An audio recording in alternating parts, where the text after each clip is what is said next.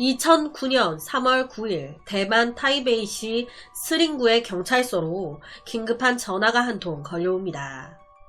여기 사람이 죽어있어요. 얼른 좀 와주세요. 살인사건이 발생했다는 신고에 경찰은 바로 팀을 이끌고 현장으로 달려갔습니다. 당시에 한 주택가 집이었는데 피해자는 50대 지안이라는 남성. 이 남성은요, 그 집 화장실 욕조에 피투성이가 된 채 쓰러져 있었습니다. 그 상태가 너무너무 처참했어요. 칼로 난도질 당한 듯 온몸에 자상이 수십 개였고요. 화장실 자체가 아예 피범벅이었대요. 경찰은 해당 집의 이곳저곳을 둘러보기 시작했습니다. 그런데 유독 화장실 안에만 엄청나게 많은 피가 있고 그 외 안방이나 다른 곳은 피가 거의 없는 거예요. 이를 봤을 때 범인, 피해자가 화장실에 있을 때, 화장실에 방심하고 있을 때 뒤에서 공격을 한 것으로 추정이 됐습니다. 그런데 여기서 한 가지 이상한 게 있었어요. 딱 여기까지 들으면 이 집, 사망한 피해자 지안 남성의 집인 것 같잖아요. 지안 남성의 집은 맞는데 사는 집은 아니었어요. 본집은 따로 있었고 세를 주고 있는 집이었습니다. 그러니까 집주인이죠.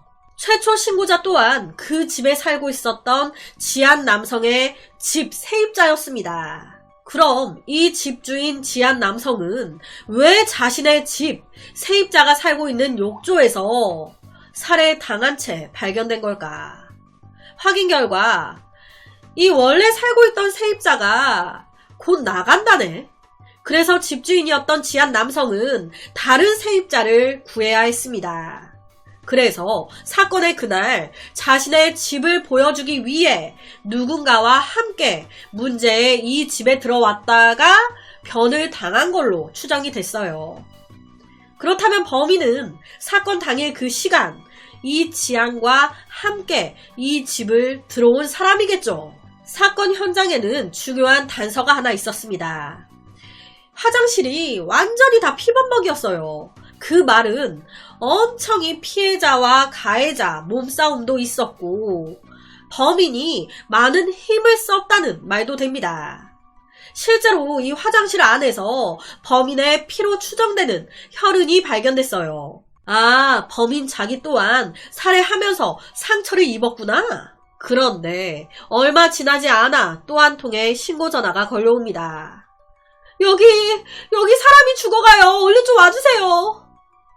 첫 번째 사건 현장에서 그렇게 멀지 않은 또 다른 주택가의 한 집에서 흉기 난동 사건이 벌어진 거예요. 피해자는 50대 엄마와 그녀의 아들이었습니다. 어떤 남자가 들어와서 저와 엄마에게 흉기를 휘둘렀습니다. 얼른 좀 와주세요. 다행히도 이때 엄마와 아들 두 분 다 살으셨습니다. 그런데요, 조사를 하다 충격적인 사실을 알게 됩니다. 첫 번째로 살해당한 지안 남성, 이 지안 남성의 아내와 아들이 두 번째 피해자네. 그러니까 범인이 지안 남성을 죽이고 이 지안 남성의 본집을 찾아가서 그의 가족들에게까지 흉기를 휘두른 거예요, 지금. 경찰은요, 딱 느낌이 지안 남성의 본집까지 알고 찾아간 거 보면 그에게 깊은 원한이 있는 누군가가 이런 짓을 한 건가? 그런데 조사를 해보니까 크게 그런 게 없는 거예요. 그리고 제일 중요한 피해자 두 명이 지금 살았잖아요. 엄마와 아들. 이 두 사람은요, 흉기를 휘두른 그놈 처음 본 남자였다라고 얘기했습니다. 전혀 모르는 사람이었다. 이 사건은요, 좀처럼 단서가 잡히지 않아서 해결되기가 좀 어려워 보였습니다. 하지만 갖가지 우연이 겹치면서 이 사건은 4시간 만에 해결되게 됩니다. 하루도 아니고 4시간 만에. 우선 이 사건의 범인은요, 황푸캉이라는 남자. 제가 이거 헬멧 왜 씌우는 건가 해서 보니까 우리나라도 막 범인 잡히면 범인이 잠바로 막 얼굴 가리잖아요. 그런 거래요. 범인 얼굴 가리려고 대만은 이렇게 헬멧을 씌우는 거라고 합니다. 참, 뭘 잘했다고 얼굴을 가려.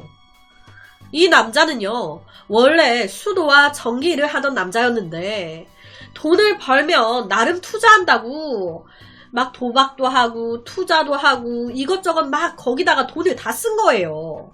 그러다 보니 600만 위안이나 사기당했네. 내가 어떻게 번 돈인데. 나름 돈을 더 벌어보겠다고 한 짓이 이런 것도 모자라서 빚까지 졌네. 이러다 보니 순간 삶의 의욕이 없어진 거예요. 이렇게 살아 뭐하냐. 딱 그때부터 일도 안 가고요. 집에 틀어박혀서 하루 종일 인터넷하고 PC방 가고 만화방 가서 만화를 봅니다. 몰라. 그냥 인생 마음대로 되라지 뭐. 2판 4판이야. 매일같이 만화방 가서 만화 보는 거예요. 제가 황푹항 발음이 좀 불편해서 그냥 황씨라고 칭할게요. 그렇게 황씨는 우연히 한 만화를 접하게 됩니다. 그 만화가 일본 만화였는데 와, 이 폭력 수위가 어마어마한 만화였어요. 딱 이 만화를 자기 딴에 감명 깊게 읽은 거예요. 특히 그 만화 속의 한 구절이 이 황씨의 마음에 확 와닿았습니다. 사람을 죽이면 운이 바뀔 수도 있어. 라는 문구. 지금 내 인생 너무 그지 같은데 사람 죽이면 내 운도 내 인생도 바뀔 수 있을까? 그래서 살인 계획을 세워요. 이게 말이 됩니까? 이게 살인 이유예요. 사람 죽이면 내 운도 내 인생도 바뀔까 싶어서. 이 황씨는요, 길거리에서 사람을 죽이면 목격자도 많고 CCTV도 있고 하니까 금방 걸린다. 그럼 어떡하지? 둘만 있는 밀실에서 죽여야 쉽게 안 잡힌다 라고 생각해서 고민하다가 월세, 전세, 매매, 집 구하는 사이트 이걸 이용하기로 한 겁니다. 이 황씨는 인터넷을 통해서 당시에 자기 형과 같이 살고 있었는데 자기 형 집 근처에 임대 정보를 확인합니다. 이 근처에 집 나온 거 있나? 우리도 집 중개 사이트 같은 거 막 이런 거 보면 집 내놓은 집주인 전화번호라든지 중개인 전화번호 등등 집 주소까지 막 다 나와 있잖아요. 이때 이 황씨 그걸 다 받아 적습니다. 수십 명의 정보를 다 적어요. 그렇게 쉽게 살인 명부를 만든 거예요. 그 후에 이놈은요, 옷, 스프레이, 망치, 칼 등 범행 도구를 다 챙겨 가방에 넣고 자기 형한테 아무렇지도 않게 형, 나 일자리 좀 알아보고 올게 라면서 나갑니다. 그렇게 집을 나온 이놈은 바로 공중전화로 가서 살인 명부 적은 거 제일 위 첫 번째부터 전화를 걸어요. 안녕하세요. 집 내놓은 거 보고 연락드렸습니다. 그 집을 한번 보고 싶어서요. 그런데 첫 번째 집 나갔다네. 그렇게 두 번째 전화를 겁니다. 집 내놓으신 거 보고 연락드렸습니다. 그런데 두 번째도 나갔다네. 아이씨, 죽이는 것도 쉽지가 않네. 그렇게 세 번째 전화를 했는데 와, 세 번째도 집이 팔렸다네. 그렇게 세 명의 집주인이 화를 피한 거예요. 하지만 네 번째 부동산 집주인이었던 지양. 거기 집 보시려고? 몇 시쯤에 보실 거예요? 오전 10시쯤. 네, 그럼 그 집 앞에서 봐요. 딱 걸렸다. 여기다. 그렇게 오전 10시에 문제의 집 앞에서 집주인 지양과 살인마 새끼 황씨가 만난 겁니다. 황씨는요, 아무렇지도 않은 듯 착해 보이는 가면을 딱 쓰고 표정 연기를 막 하면서 안녕하세요. 집을 급하게 구하고 있어서요.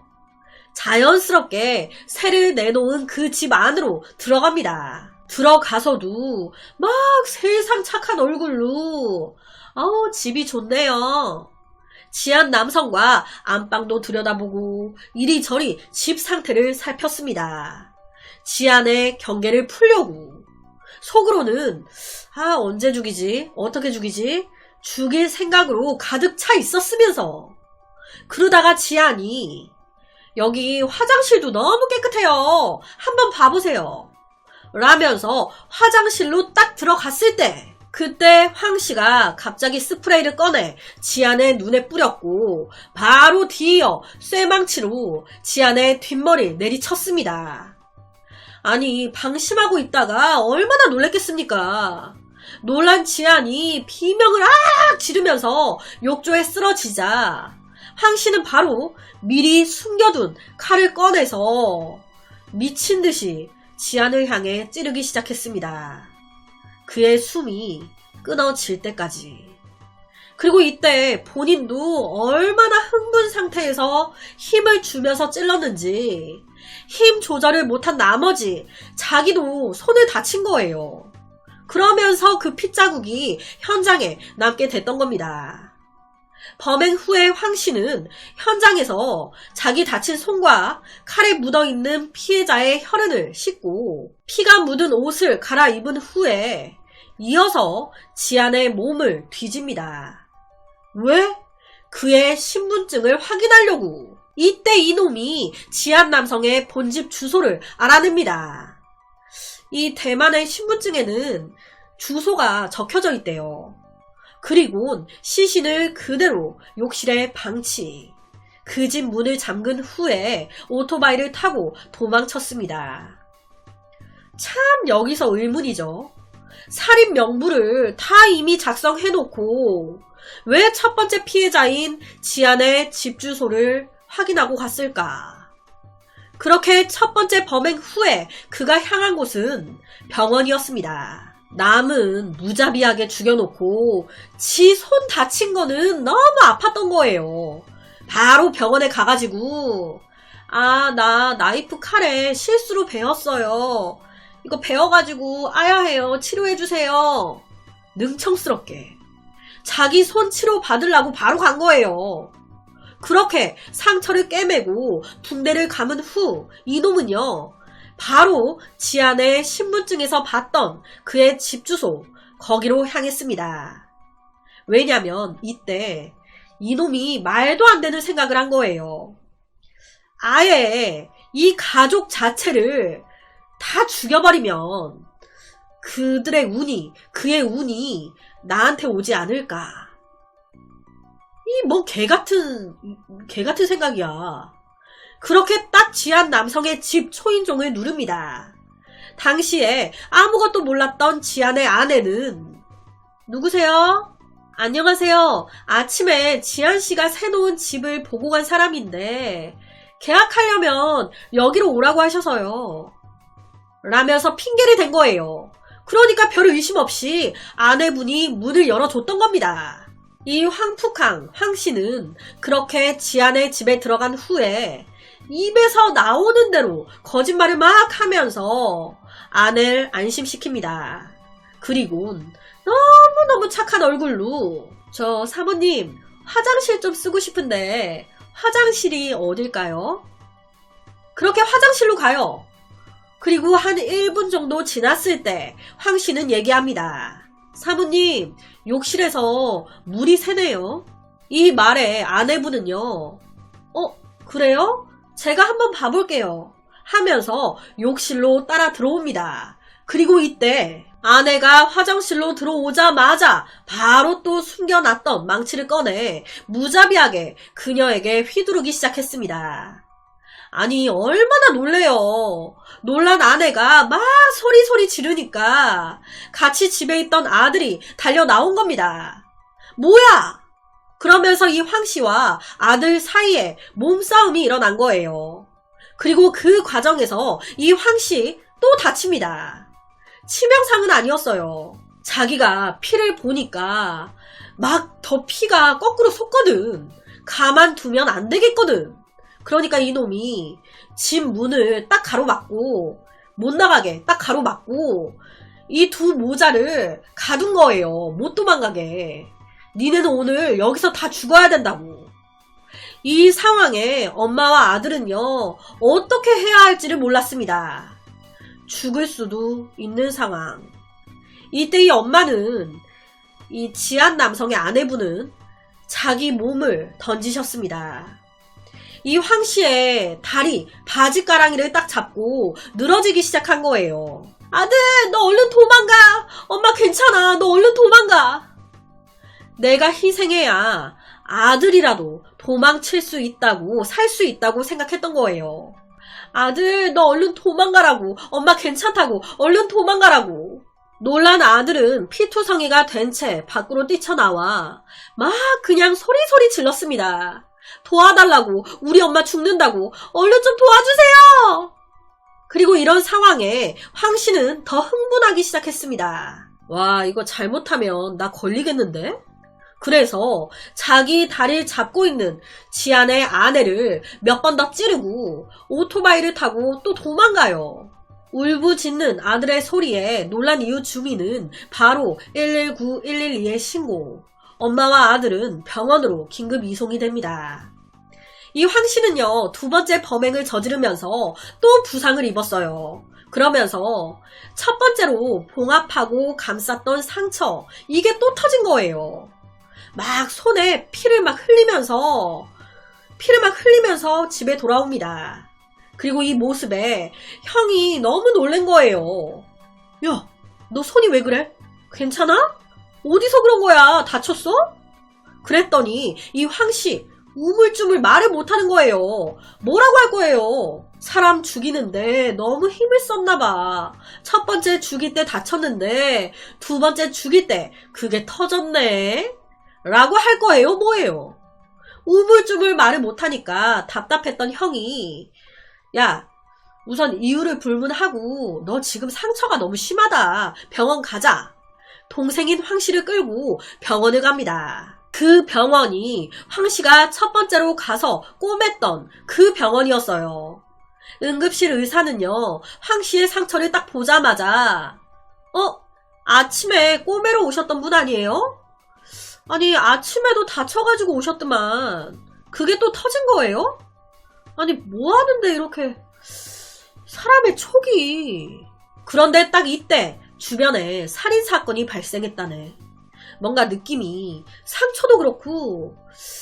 그래서 이때 의사분이 황씨 몰래 경찰에 신고를 해준 겁니다. 여기 환자가 왔는데 조금 이상하다고. 그렇게 황푹항이 치료를 마치고 떠나려고 할 때 마침 경찰차가 응급실 밖에 도착. 단서가 없던 사건이 이렇게 해결이 된 거예요. 범인이 체포가 된 겁니다. 4시간 만에. 이 황씨는요, 체포되고 나서, 그래, 나 사람 죽였다. 죽이고 싶어서 죽였다. 왜? 지안 죽였고 그의 아내, 아들까지 다 죽이려고 했다. 뭐 어쩌라고? 라면서 되게 당당하게 얘기했대요. 체포되고 얼마 지나지 않아 현장 검증이 시작됐습니다. 이때 경찰은요, 또 황씨한테 물었어요. 도대체 무슨 원한이 있어서 지한 남성을 죽이고 그의 가족들까지 다 죽이려고 한 거냐고. 그랬더니 이때 또 황씨가, 나는 지한 남성과 아는 사이도 아니고 깊은 원한도 없어요. 그런데 자꾸 누가 내 귀에 지금 죽이라고, 저놈, 저 가족들까지 싹 다 죽이라고, 내 귓가에 사람을 죽이라는 소리가 계속 들렸습니다. 그래서 죽인 거예요. 라고 말했대요. 처음 범행 동기는 만화책에 적힌 사람을 죽이면 내 운이 바뀔 수도 있다는 문구. 이 사건은 대만 사회를 놀라게 한 최초의 무작위 살인사건이라고 하고요. 장기가 될 줄 알았던 이 사건은 각종 우연의 일치로 4시간 만에 범인 체포, 수사가 마무리됐고, 당연히 이놈 황푹항은 사형을 선고받았습니다. 하지만 집행은 안 하고 있는 상황. 그래서 10년 정도가 지났을 때 이 지안의 가족, 피해자들이 왜 사형 집행 안 하냐고 막 인터뷰하고 한 게 있더라고요. 황복강 혹은 황푹항은 1명 살인, 2명 살인 미수라는 비극을 일으켰지만 전혀 후회하지 않는 듯 사람을 죽이면 운명을 바꿀 수 있다고 믿었다. 누군가가 내 귀에 대고 사람을 죽이라고 시켰다. 핑계를 댔습니다. 미친 씨. 아우, 살인의 이유도 너무너무 기가 막히죠. 그래서 오늘은 사형을 선고받은 대만의 묻지마 살인사건을 가지고 왔습니다.